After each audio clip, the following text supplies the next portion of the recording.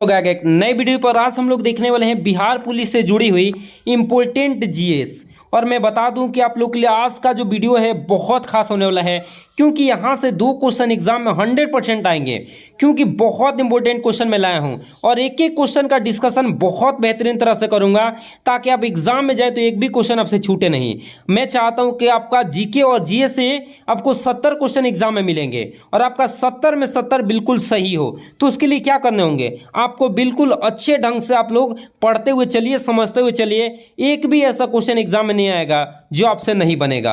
तो आइए हम लोग स्टार्ट करते हैं और एक एक क्वेश्चन को आपको समझाने की कोशिश करता हूं।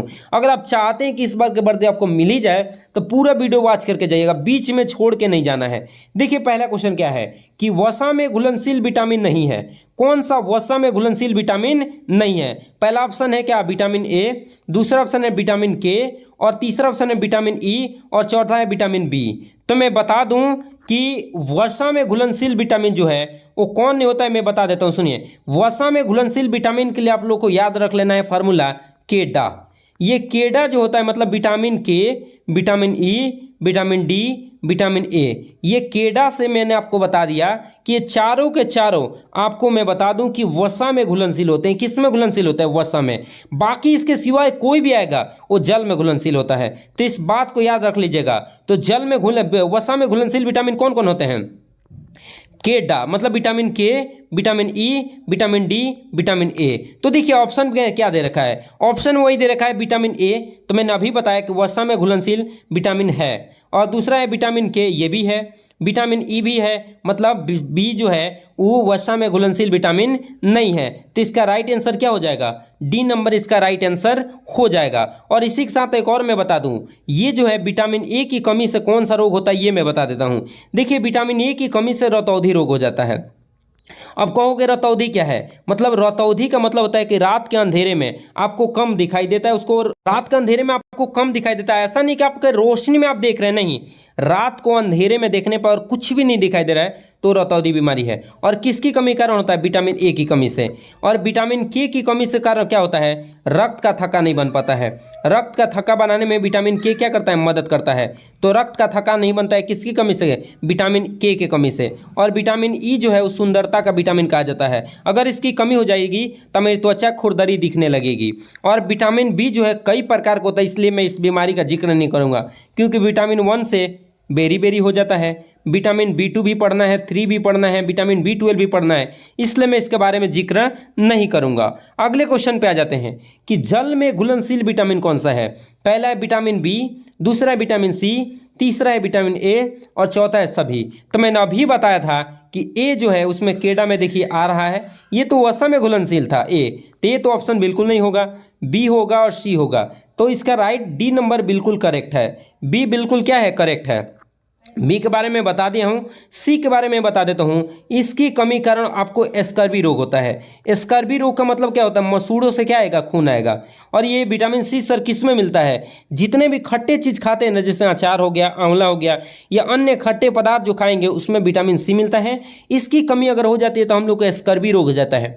और स्कर्वी जो है जिसके कारण मसूड़ों से खून आने लगता है। अगला मैंने पहले ही जिक्र कर दिया है कि रतौंधी रोग किस विटामिन की कमी कारण होता है? Vitamin A, vitamin B, vitamin C, vitamin D. तो मैं बता दूं कि पहले से मैं बता चुका हूं कि विटामिन ए की कमी कारण रतौंधी रोग होता है, जिसमें रात में कम दिखाई देता है। अगला देखिए क्या है, पोलियो है, चेचक है, क्या रोग होता है? जीवाणु द्वारा, वायरस द्वारा, प्रोटोजुआ द्वारा, कवक द्वारा। तो इसका राइट आंसर होगा क्या चीज? वायरस के द्वारा। पोलियो और चेचक जो होता है वो वायरस के द्वारा होता है। और सबसे ज़्यादा पूछे जाने वाला एक और क्वेश्चन है वायरस के द्वारा, एड्स जो है वायरस जनित रोग है, ये भी याद रखिएगा। देखिए जीवाणु से बहुत सारे रोग होते हैं, जैसे मैं क्या जिक्र करूं लेकिन कर ही देता हूं, क्योंकि देखिए इससे आपने हैजा का नाम सुना होगा, टाइफाइड का नाम सुना होगा, ये सब किससे होते हैं? जीवाणु से होते हैं। प्रोटोजुआ से सबसे फेमस बीमारी है मलेरिया, सबसे फेमस बीमारी मलेरिया होता है। कवक से दांत खाज खुजली देना है, आपने सुना होगा। तो देखिए सबके बारे में एक डिटेल वीडियो में ला दूंगा ताकि आप सबके बारे में याद कर लें। देखिए तो अभी के लिए आप याद कर लीजिए कि पोलियो और चेचक जो है वायरस के द्वारा होता है। किसके द्वारा? वायरस के द्वारा। अगला है कि मनुष्य का हृदय कितना कोष्ठक का बना होता है? 4, 3, 2, 5। तो मैं बता दूं कि मनुष्य के हृदय जो है वो 4 कोष्ठक का बना होता है। ये 4 कोष्ठक में क्या होता है, 2 रहता है अलिंद जो कि ऊपर की ओर होता है, और 2 होता है निलय। 2 कौन होता है, निलय होता है, जो कि कहाँ रहता है, हृदय में नीचे। याद रख लेना है, ये ऊपर रहता है अलिंद ऊपर, 2 निलय नीचे, मतलब 4 कोष्ठक होते हैं, 2 ऊपर 2 नीचे। अगला क्वेश्चन देखिए क्या है। बड़ी आंत का भाग नहीं है, सीकम नहीं है, क्लोन नहीं है, मलाशय नहीं है, ग्रहणी नहीं है। तो मैं बता दूं कि बड़ी आंत का भाग सीकम भी है, क्लोन भी है, मलाशय भी है, ग्रहणी नहीं है। तो इसका राइट आंसर ये छोटी आंत का भाग है। किसका आंत का भाग है, छोटी आंत का। अगले क्वेश्चन पे आ जाते हैं। ताप का मूल मात्रा क्या होता है, सेल्सियस, फ़ारेनहाइट, केल्विन, जूल। देखिए मैं बता दूं कि ताप को हम लोग सेल्सियस में भी बताते हैं, फ़ारेनहाइट में भी बताते हैं, लेकिन ये पूछ रहा है मूल मात्रक, तो मूल मात्रक इसका केल्विन होता है। ये दोनों मूल मात्रक इसके नहीं हैं, इसलिए इसका मूल मात्रक क्या है, केल्विन है। अगले क्वेश्चन पे आ जाते हैं। अगला क्वेश्चन भी बहुत इंपॉर्टेंट है। चुंबकीय क्षेत्र का ऐसे मात्रक क्या है, वेबर है, गाउस है, टेस्ला है, वाट है। तो मैं बता दूं कि चुंबकीय क्षेत्र का ऐसा मात्रक टेस्ला होता है, और वाट के बारे में एक और बता देता हूं। वाट का ऐसा मात्रक क्या होता है, शक्ति का ऐसा मात्रक कौन होता है, वाट होता है। कौन होता है, वाट होता है। अगला क्वेश्चन भी बहुत ज़्यादा इंपॉर्टेंट है कि पौधे प्रकाश संश्लेषण के दौरान कौन सी गैस मुक्त करते हैं।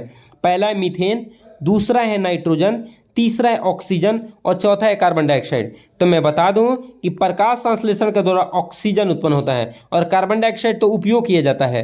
क्या किया जाता है, उपयोग किया जाता है कार्बन डाइऑक्साइड, और निकाला कौन सी गैस जाता है, ऑक्सीजन गैस क्या किया जाता है, मुक्त किया जाता है। अगला क्वेश्चन देखिए क्या है। अगला क्वेश्चन भी बहुत ज़्यादा इंपॉर्टेंट है कि पानी को रोगाणु मुक्त करने के लिए किस रसायन का उपयोग किया जाता है, क्लोरीन, सीसा, घास, नेमेटाइड।